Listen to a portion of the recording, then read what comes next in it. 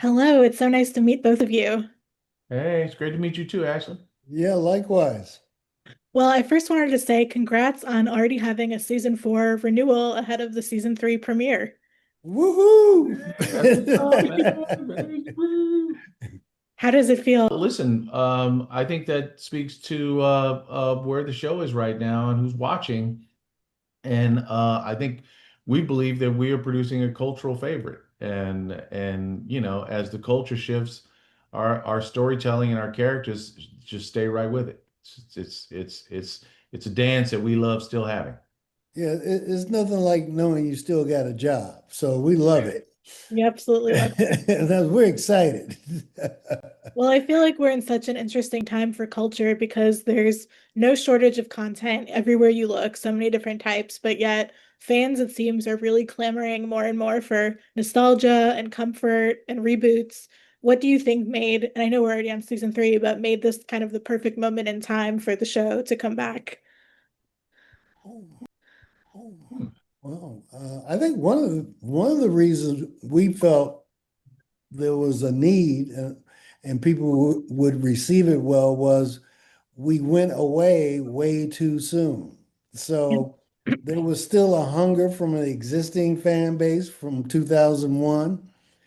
And so it was, the perfect title to bring back. So that's why we were certain we would have a fantastic success, and we do. And the interesting thing, correct me if I'm wrong, Bruce, but a lot of the research indicates one of the highest viewing segments are what they call AWOCs, which are adults without kids. Now, this is either a very good thing or a very sad thing. I mean, you could kind of see a I think grown it's a adult by great themselves thing. on their bed watching the Proud Family might be a little sad, but nonetheless, that was that fan group from back in 2001 that still loves this show, and they're watching us, even though they don't have any kids in the household. Which So speaks to the audience. I mean, I think we created the show to sort of speak in the four quadrant area, as they say, right? So that means, from 8 to 80, but the truth of the matter is we make the show for us, and so what happens is just the natural thing. It's like, we are trendsetters, we are culture setters, right? We tell you, you listen to a lot of our music, tells you how to dance, you watch our style of how we dress, all these areas that actually sort of are a part of our show. And I think a lot of people, because we're very authentic in terms of how we make and who we make the show for, it just becomes a natural magnet for everybody around to say, what these people laughing at, what they looking at. Oh, it's the Proud Family. We're very true to our characters and to our storytelling, and we think that that's why it becomes a sort of what you call evergreen. It's a favorite that will always be on, hopefully, on the eyes and the lips of our fans. yeah, and the other thing is our entire cast was available and they still sounded the same. Yeah, Yeah, that that's definitely really lucky that it was kind of a perfect storm of everything aligning yeah. when it did. And one of the things that I really enjoyed from when I started watching season one was you don't really spend time explaining the past. It's kind of like if you know, you know, and you just jump right back into it. I think sometimes with reboots, there's a lot of kind of that setting up and things feel a little bit off, but you don't feel any of that in the show. Yeah. Yeah, that's intentional. We want to leave a lot of territory to really tell new stories, break new ground, as opposed to, like I said, we got 52 episodes that we made 20 years ago that you can catch up, Yeah. right? But you should be able to drop right in the show without having a history of knowing who these characters are and still be able to embrace everyone where they're at. And I think even though there is such a huge adult audience, I'm sure lots of kids are discovering it for the first time as well. What are you hoping that young kids who have, no idea what they're jumping into kind of take away from it right away? Well, I hope they see and understand Penny Proud's fearlessness, you know, in terms of, going out into the unknown, dealing with her friends, family, to see, to identify with her growing up, which is what the show is always about, her growing up and how the family around her supports her and sometimes provides obstacles. That's one of the things we do to try to attract young people is we present in an entertaining way realistic scenarios, familial scenarios that we all go through. Every kid, look, we've all been kids. We all know, Penny Proud has one of her favorite lines is when she says to her mom, I can't stand y'all. Because that we all get to that point with our parents, right? I don't care who you are. At one point, you're thinking as a kid, I can't stand y'all. Y'all don't understand me, right? And so I think that that's what's going to bring the kids in, that the authenticity that we tell the stories and the way we don't speak down to them and elevate the topics, elevate the themes that we go into and things that reflect their lives. I think that's the magic to it. Then on top of that, you put this crazy animation we do, and it's a fun, exciting, thoughtful ride. And I think that's definitely one of the important elements is kind of the balance between all of the craziness and the adventures they go on, and then the very real moments that are dropped in. Like, for example, in episode one of this season, she's searching for her parents. There's all these kind of magical things happening, but then you also see her talking to the hotel staff and kind of what that experience is like for her. Yeah. Well, listen, the show is built around humor and heart, right? And humor, things are the most funniest when you can relate to the situation, right? And things are the most real to you when you can relate to the situation. I think we write, really yeah, livable, we've lived through experience scenarios with characters that we all know. And each character that's so great now is that we know these characters so through and through that you present any scenario and each character will step through it differently. And that's Yeah, the beauty of how the Proud Family works is that the characters almost write themselves, for the most part, because we've got such great, brilliant actors behind the characters, and they just body the roles when they get them, and so it's made the ride even that much more fun. it's funny you catch onto that moment because that's to me that proud family to perfection. You drop out a moment, you don't dwell on it. You just drop it out there, boom, and keep it moving because that's just what it is, right? Right. It's like, oh, I can't believe they did Mhm. that. Yeah, but But I can believe that's it. You know that's what I mean? It's classic like when you proud can family. believe it, you're staying in the episode. When you can believe the Yeah, scenario that just passed you up. just drop a little knowledge, just a little bit. Don't let it stop you. That's what it's saying. Don't let it stop you. Keep your eye on the prize. That's what Penny had to tell Dejanay. Come on, we gotta Yeah, get my mom. We right. gotta get in here. Stay focused. Stay focused. Well, you have such an iconic lineup of guest stars this season, as well as returning guest stars. One of my personal favorites is Janelle James. Always love seeing her in anything. Oh, Did you have a favorite guest star moment, or is there anyone even on your bucket list of guests that maybe you haven't gotten yet? haven't gotten yet. Well, Janelle, look, Janelle's great. Sanaa, great. I mean, so many people that are like just amazing. And that's the cool thing too. You discover really great vocal talent that normally wouldn't get a chance to exist in this medium, right? So she's created and crafted a brand new character that we feel like could spin off in her own show, you know? The same thing with Sanaa playing with Betty Davis. So it's like the fun of creating characters and having new actors step into this medium and do what they do best is man, that's such a joy to see and experience.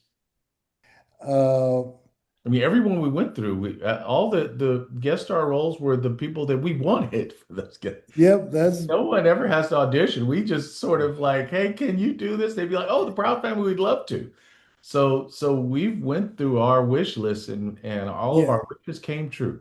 So and as you But mentioned, is there someone who we, Put it out in the universe, whoever you yeah, hope let's to put, get. who we all right, been go ahead. after that we haven't gotten yet? Oh man, let Oh, me I think. know we were after Jennifer Lopez. That we were Right, after Jennifer. We haven't got right, it yeah, yet. Hey, yes. uh, It definitely happened. we- who else we were after, Bruce? Who else? I Wow. mean, I'm trying to think. I'm Oh trying to man. remember who. There's got to be one other. I mean, Oh, this is bad because Bruce is absolutely right. Usually, people just say, "Hey, where do I have to be?" So yes. that's the good news, proud family. But our wish list is very, like I said, Jennifer is like one that we're Mhm. after Jennifer. If Yes. she says, please, when we call, take her call, please. Uh, Is there a specific episode coming up that you're most excited for people to see and react to? I think a shade of it all. shade of it all. Yep, because there's such a it's really great storytelling in our world because we've taken a how would you call sort of a conversation at the cookout, if you will. Uh, us people know what I'm talking about. It's the conversation at the cookout that we've brought to the Proud family, and I think it was so eloquently written and executed that a lot of people going to be like, "Oh, wow, they actually talking about that." That's probably one of my favorite ones. And then there's the episode where Penny and Kareem sort of, their dating meets a level that neither one of them can actually handle. So that's a great episode as well. Those are two of my favorites. Bruce, I wanted to ask you as well, what piece of advice would you offer to anybody pursuing the field of animation? Wow. Wow. Right now, that's such a hotbed topic right now, right? Because the whole Learn industry, AI. No. the whole industry is evolving because of AI. So what I would suggest to any artist that's stepping into this business is really understanding how to work with AI. Because I think the whole craft is going to this is one of those turning point moments where you don't want this new element taking over completely. So you have to learn how to control it, right? Because it's gonna exist. So it's a component that you're gonna have to learn to sit alongside of how you craft your projects.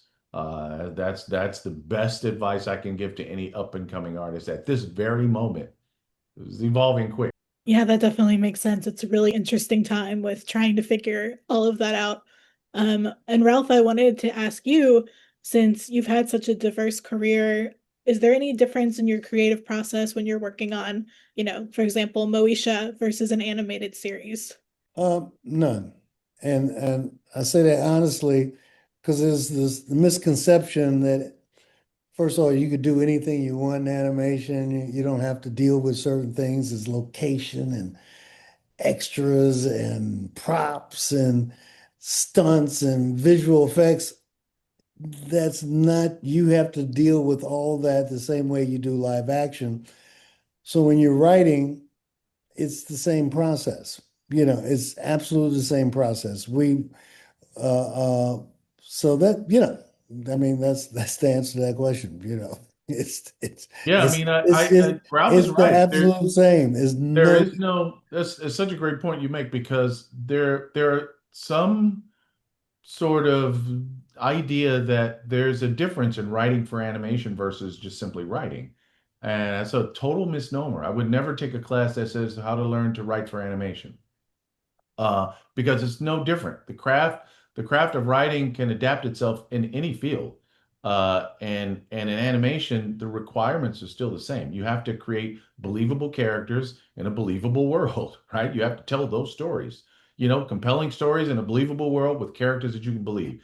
That spans over live action and animation. So there's no well, difference. and the reason why I bring up the thing about production, some people think, well, I can just write anything and there's no budget attached there's no cost attached to it, you know. when it comes to So animation. when it comes to animation, oh, they're just drawing. No, it's not. No, there's armies of artists that they're artists who just create props. And oh, there's no locations. Yeah, you have to design and draw those, lay them out. So that so a location is a location, a set is a set, just like it is in live action, and there's a cost associated with it. The dynamics is identically the same when it comes to storytelling. That's a good story is a good story no matter what medium you're using. So that's always the same for any writer. But the actual practicality of it all and how you think about it, I'm thinking in terms of production, is basically the same. There's nothing I have to, when me and my writers get together, there's nothing if we were doing Moesha, if you were coming to our room, you would think you were in Moesha's room. Let's put it that way. My last question for each of you is if you could go back and tell your younger selves when you started the very beginning of the Proud Family one thing, either a piece of advice or anything, what would it be? Buy Bitcoin. we we wouldn't be here right now. Bruce and I took our pay in Bitcoin in 2001. Come on. That's hilarious, right? But you could take, yeah, yeah, and then reinvest and then invest in a show called The Proud Family about 20 years later. Be able to make it on your own, and then you would be able to therefore hold your masters and all that good stuff. No, no, no. I think really it's listen, I got into this craft because I really wanted to tell stories in the most imaginative way possible, right? And animation was just a natural medium for me as a kid. So there's a lot of things and a lot of yeah, there's going to be a lot of ups and downs along the way, but I think you believe in yourself, believe in where the craft can take you. This has been an amazing ride. It's a roller coaster ride that's fun. I love roller coaster rides. So this is really fun, and it's an adventure that just sort of keeps on giving. So I would say, polish your craft, stick with your craft, become the best artist you could be, and be down for the roller coaster ride. I really appreciate both of your time. Thank you so much for chatting with me. Thanks, I thank Ashley. you.